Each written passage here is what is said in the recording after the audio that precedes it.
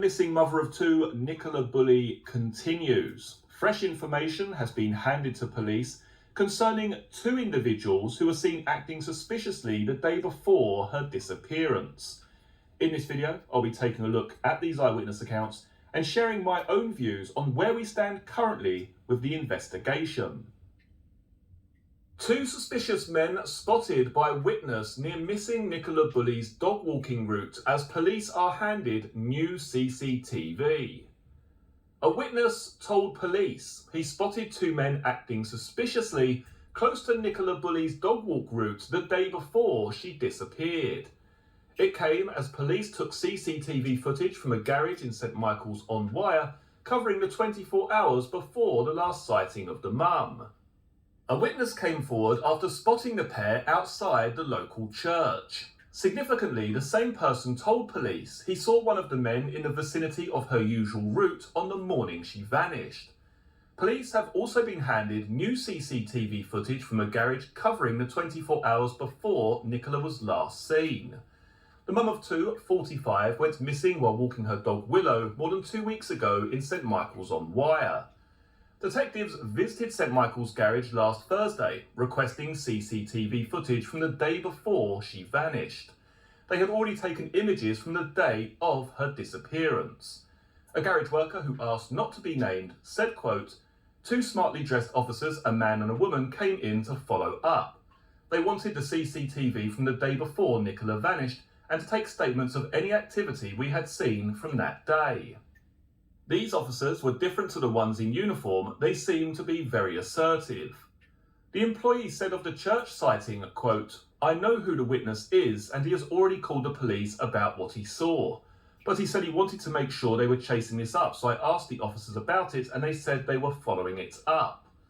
The worker said the witness, who does not want to go public with his account, described seeing the men acting suspiciously close to the church and around a nearby bridge on January the 26th. He told how the witness said he saw one of them the next day near the bridge, which is at the start of the footpath which Nicola used almost daily. The worker added, quote, "He saw what he saw and wanted to make sure the police followed it up. Whether then collecting the CCTV from the same day is connected, I don't know." Lancashire police had already trawled the area for camera footage and dashcam video from January the 27th, the day Nicola vanished.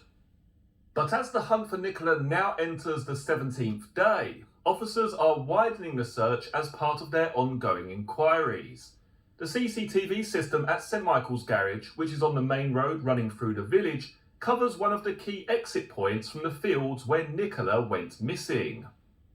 The garage worker confirmed the security cameras are in working order and picked up vehicles travelling along the main road. One camera also covers the top of a country lane close to where Nicola was last seen. The church where the two men were seen is very close to the footpath Nicola regularly used, which hugs the River Wire.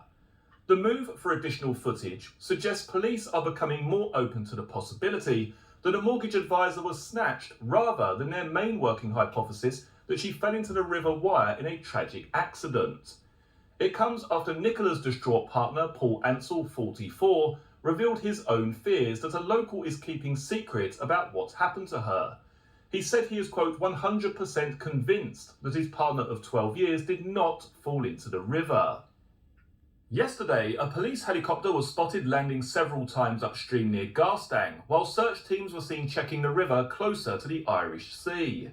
On Friday, distraught Paul told 5 News in a revealing TV interview that he believes Nicola's mobile was left behind as a decoy. He claimed a local is harbouring a dark secret and called for searches to be stepped up in the village. Paul said, quote, "You cannot walk your dog down a river and just vanish into thin air. Something happened that day." Okay, so what are my own thoughts on this recent development concerning the case of missing Nicola Bulley? The first thing I want to draw your attention to is again a bit of poor reporting here in this particular newspaper where it states the following. The CCTV system at St Michael's garage, which is on the main road running through the village, covers one of the key exit points from the fields where Nicola went missing. Now, having read that and realising it's just up the road from the bridge over the River Wire, I assumed, okay, maybe this garage has a view down to the footpath, down to the towpath, where Nicola would start and end her walks. But let me just say this categorically. There is no camera at that garage that covers her entry and exit points. I need to make that absolutely clear to you at home. There is no camera from that garage that covers her entry and exit on that walk. Now, I covered this area extensively in a video that I released yesterday, which is titled Nicola Bulley, My Theory on Her Disappearance.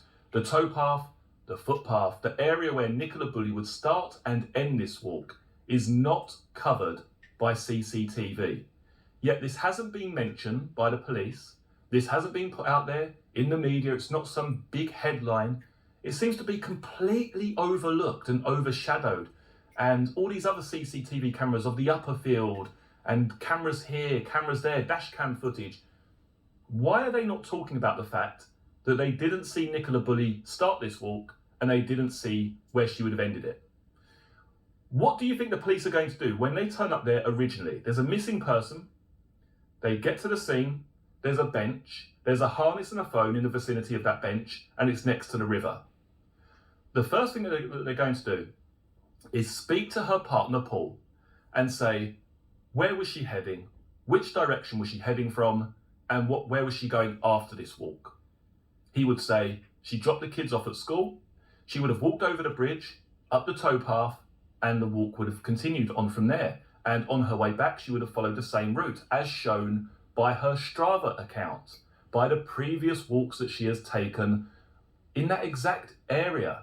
She would double back at the end of her walk and exit the same way that she enters. Yet it's never been made a big deal that there's no CCTV of it. There's no CCTV of Nicola starting that walk. There's no CCTV of her ending the walk or where she would have exited from. And I cannot stress enough, I mean, how many times do I have to say this? It is paramount. How can the police turn up on site there, on scene, and say, we don't believe that there's any criminal activity taking place here. We don't believe this is a criminal investigation. Well, how do you know that though?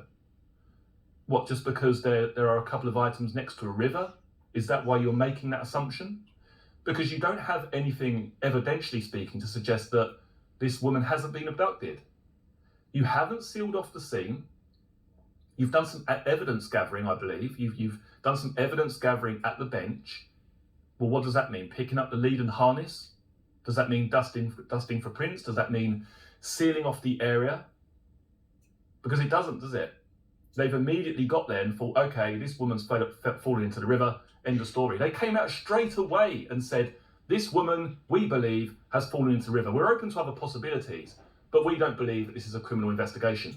How could they have known that at that point in time when there's no CCTV showing her entering or exiting? If they had a camera there and she goes on the walk, but then she doesn't come out again, yeah, fair enough. You would assume, okay, we can see her entering this walk, but we can't see her going out. That must mean that she hasn't come back from that location. There's items here by the bench. She's probably fallen into the river. That would make complete sense to me. But the fact that they haven't seen her start or finish the walk, how can they make such a quick assumption without any physical evidence? It's also quite interesting when national newspapers use paragraphs such as this. The garage worker confirmed the security cameras are in working order and picked up vehicles travelling along the main road. One camera also covers the top of a country lane, close to where Nicola was last seen. Who gives a toss about those other cameras? Why is there so much focus on multiple cameras in the vicinity of where she walked, when actually no one is paying attention to the fact that there is no CCTV camera at the location where she starts and exits? I mean, why is that not even mentioned? Why are all these other CCTV cameras talked about? It's almost like it's overshadowing the fact that where she starts and exits the walk is not covered by CCTV. That's the most paramount and important point.